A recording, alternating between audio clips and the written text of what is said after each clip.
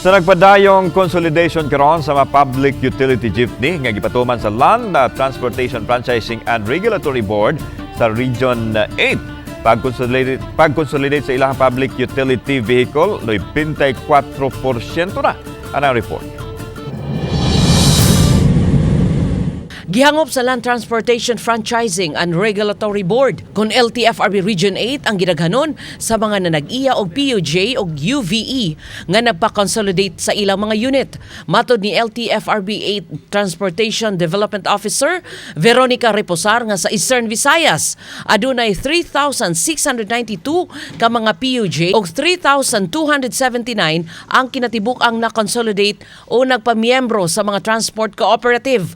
Samtang aduna pay kapin sa 200 ka PUJ o 6% ang wa pa magpa-consolidate. Yung mga hindi nag-consolidate, hindi nag-file ng consolidation, they should stop their operation. Hindi na sila pwedeng mag-biyahe at saka hindi na rin namin sila bibigyan ng provisional authority.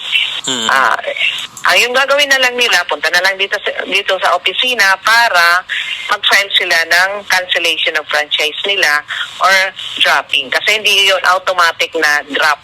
Gitataw ni Reposar nga did-ana ang mga PUJ nga wa ma-consolidate nga makabiyahe human mapupos ang tagal ni atong December 31 sa miaging tuig. Apan kadtong mga nagbiyahe sa mga rota nga ubos sa 60% ang consolidated PUJ, gitagalan na lang hangtod Enero 31 karong tuiga nga makapa-consolidate.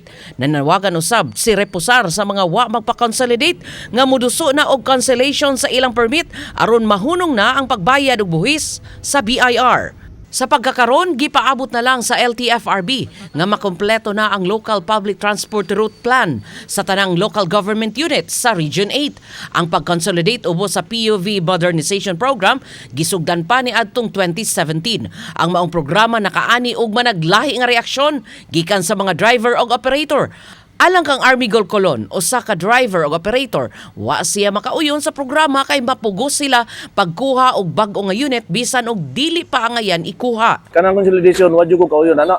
Pero ang akong sakyanan, usa na sa consolidate. Pero napilit na lang ko kay tungod sa grupo. Hindi ko ganahan ng nana nga gawngan ta tao.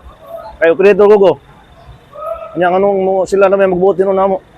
Apan uyon si Edmond Ardenio, wa naman sila'y problema kay mituman gyud dayon sila sa mando sa gobyerno apan ang ilang problema mao ang kooperatiba. Kira man sir kay consolidated na mabuda nga mo 3 years naman siguro, 3 years na consolidated ang mga franchise ba. Oba ni Rod Parado, Chelo Valiana, Balitang Bistak.